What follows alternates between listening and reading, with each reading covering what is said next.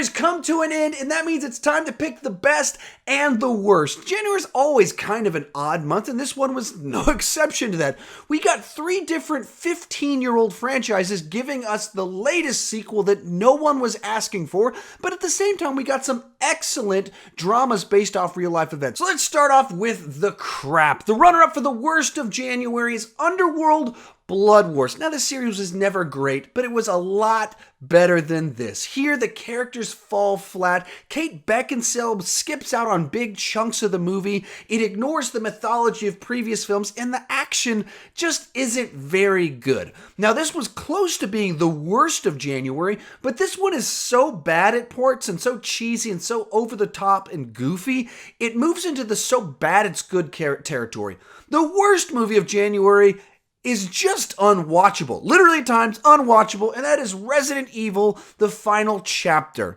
Now, this series has never been good to me, not even in any sense of the word. It was always at best passable, in the background entertainment, and here it moves into just jarring, loud visual noise. The action sequences are just chopped up into so many pieces, it's incomprehensible, and the action sequence are the thing that is supposed to be the draw of these movies, and there's nothing appealing about the action here at all. The stories barely existed. The storytelling is literally action sequence, minute-long expository setup scene. Action sequence, minute-long expository setup sequence. That's the whole movie. It's not good. There aren't characters. The action is painful to watch. There's nothing here to recommend. It's just a terrible movie. With all that said, let's move to the other side of things with the best of January, and for that, I'm going with Patriots Day. Now, I know this movie was released earlier in other parts of the country, but where I live, it was released in January, and this is a great film that handles a real-life event very tastefully, and you get one of the absolute best performances we've ever gotten from Mark Wahlberg. Across the board, this is just a movie that I really enjoyed, both for being able to see the full picture of what happened during the Boston bombing and the investigation that transpired afterwards, as well as just telling a compelling story that you can engage with and finding a way to take some real-life event involving a lot of characters and pulling it all together. I really like this movie. I hope you go check it out because it's a movie that didn't do great at the box office. With that said, I've got 3 recommendations for movies you should see that came out this January. The first one is Patriots Day. I just told you why. It's the best movie that came out in January.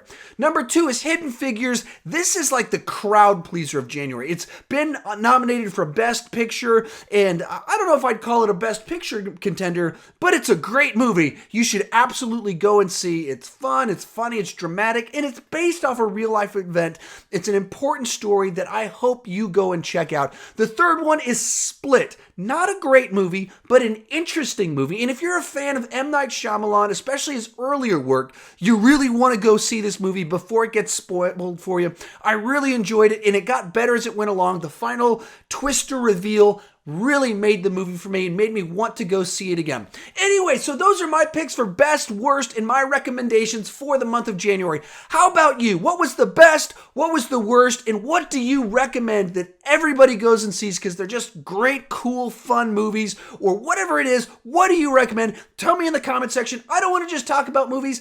I want to talk about movies with you. If you're new to my channel, you never click that subscribe button, please consider clicking that subscribe button. I do a daily movie news roundup during the work week. I review 3-4 movies a week, as well as a live show on Sundays where I have a chat board where I interact back and forth with you guys. Just have a lot of fun. Because like I said, I don't want to just talk about movies.